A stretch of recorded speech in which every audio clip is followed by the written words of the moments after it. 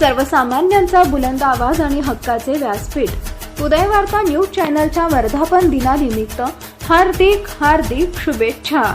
आणि राणी सचिन भोरे यांची मिरज पंचायत समिती सभापतीपदी निवड झाल्याबद्दल हार्दिक अभिनंदन।